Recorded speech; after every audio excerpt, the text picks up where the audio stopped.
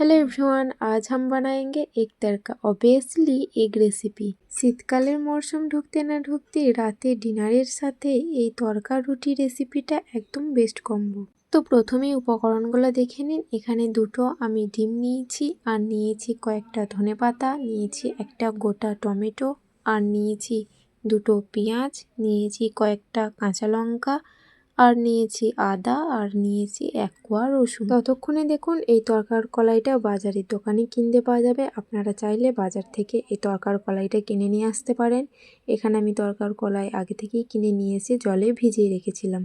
ততক্ষণে এই সবজিগুলো সব কাটা হয়ে গেছে। পেঁয়াজ, আদা, রসুন, ধনেপাতা, কাঁচা লঙ্কা, টমেটো সব টুকরো টুকরো করে কেটে নিয়েছি। এবার একটা প্রেসারের মধ্যে কিছুটা গরম জলে অ্যাড করে আধ ঘন্টা ভিজিয়ে রাখা কলাইগুলো ওর মধ্যে অ্যাড করে দিয়েছি এক এক করে। এই শীতকালের সময়েতে রুটির সাথে এই তড়কা রেসিপিটা একদম পারফেক্টভাবে বেস্ট কম্বো। সম্পূর্ণ কলাইটা ওর মধ্যে অ্যাড করে দিয়ে দিয়েছি 1 চামচ লবণ, দিয়ে দিয়েছি 1 চামচ হলুদ গুঁড়ো, দিয়ে প্রেসারে ঢাকা আটকে দিয়েছি।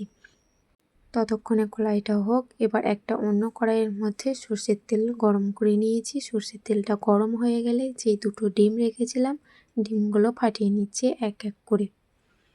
দুটো ডিম ফাটানো হয়ে গেলে ডিমটা ফাটিয়ে নিচ্ছি যাতে লবণ আর ডিমটা খুব ভালোভাবে মিক্সড হয়ে যায়। এবার ওর মধ্যে 1 চামচ লবণ দিয়েও মিক্সড করতে হবে। ডিমটা মিক্সড করি ততক্ষণে আমার চ্যানেলটা সাবস্ক্রাইব করুন এবং পাশে থাকা বেল আইকনটা প্রেস করুন। ভিডিওটা ভালো লাগলে লাইক, কমেন্ট, শেয়ার করবেন আর অবশ্যই আমার পাশে থাকবেন। ততক্ষণে তেল গরম হয়ে গেছে। ফেটানো ডিমটা ওর মধ্যে দিয়ে ডিমগুলো টুকরো টুকরো করে ভেজে নেব, মানে যেটাকে আমরা বলে থাকি ডিমের ঝুরি ভাজা।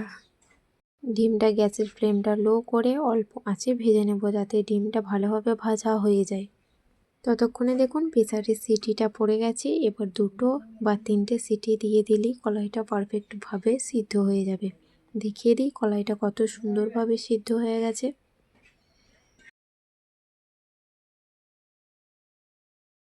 ততক্ষণে দেখুন ডিমগুলো পারফেক্টভাবে ভাজা হয়ে গেছে। এবার এই ডিমগুলো অন্য একটা পাত্রে তুলে নিচ্ছি। ডিমগুলো তুলে ওর মধ্যে কিছুটা সর্ষের তেল অ্যাড করে দিয়েছি, দিয়ে দিয়েছি গোটা তেজপাতা। তেজপাতাটা হয়ে গেলে কেটে রাখা পেঁয়াজ, টমেটো আর কাঁচা লঙ্কা ওর মধ্যে অ্যাড করে দিয়েছি। কাঁচা লঙ্কা, টমেটো, পেঁয়াজটা খুব ভালোভাবে ভেজে নিচ্ছি যতক্ষণ না পেঁয়াজের গায়ে বাদামি কালার চলে আসছে আর টমেটো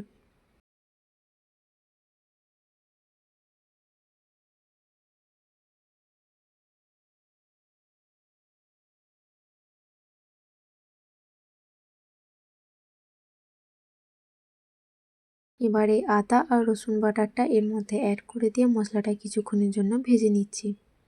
দেখুন পেঁয়াজ, টমেটো, কাঁচা লঙ্কা খুব ভালোভাবে ভাজা হয়ে গেছে।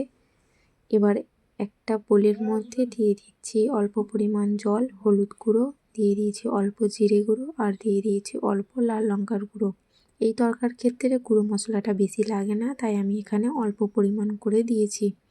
গুঁড়ো মশলাটা ওর মধ্যে অ্যাড করে কিছুক্ষণ নাড়াচাড়া করে মশলাটা 5 মিনিটের জন্য কষিয়ে নেব। আর দিয়ে দেব অল্প পরিমাণের মতো লবণ দিয়ে কিছুক্ষণ নাড়াচাড়া করে দিচ্ছি। আপনারা চাইলে আপনাদের পরিমাণ মতো দেবেন। কিছুক্ষণ নাড়াচাড়া করার পর সিদ্ধ করে রাখা কলাইটা ওর মধ্যে অ্যাড করে দিচ্ছি। 2 মিনিট ফুটে গেলে ভেজে রাখা ডিমগুলো আর কুচনো ধনেপাতাগুলো ওর মধ্যে অ্যাড করে দিয়ে কিছুক্ষণ নাড়াচাড়া করে আরও 2 মিনিটের জন্য ফুটিয়ে নিচ্ছি। 2 মিনিট পর ভাজা মশলা ওর মধ্যে অ্যাড করে দিচ্ছি। এই তরকার মশলাটা তরকার মধ্যেই পায়। আপনারা যখন বাজারে প্যাকেট কিনবেন দেখবেন প্যাকেটের সাথে এই মশলাটা দেওয়া থাকে। এবার 2 মিনিট ফুটিয়ে নিলে পারফেক্টভাবে রেডি হয়ে যাবে ডিম তরকা। এই তরকা রেসিপিটা শীতকালে একদম পারফেক্ট যায়, আর ডিনার রেসিপি রুটির সাথে এই রেসিপিটা একদম বেস্ট কম্বো। যারা হালকা কিছু পছন্দ করেন তাদের পক্ষে এই তরকা রেসিপিটা একদম বেস্ট। আর অনেক কলাইও আছে এর মধ্যে, প্রোটিনযুক্ত কলাই। এখানে তরকা আমাদের রেডি হয়ে গেছে। গরম গরম প্লেটে রুটির সাথে পরিবেশন করুন এই তরকাটি। ভিডিওটি শেষ পর্যন্ত দেখার জন্য অসংখ্য ধন্যবাদ। আজকে এই ছিল আমার তরকা রেসিপি। ভিডিওটি ভালো লাগলে অবশ্যই লাইক করবেন। দেখা হচ্ছে অন্য কোনো নেক্সট ভিডিওতে। টাটা।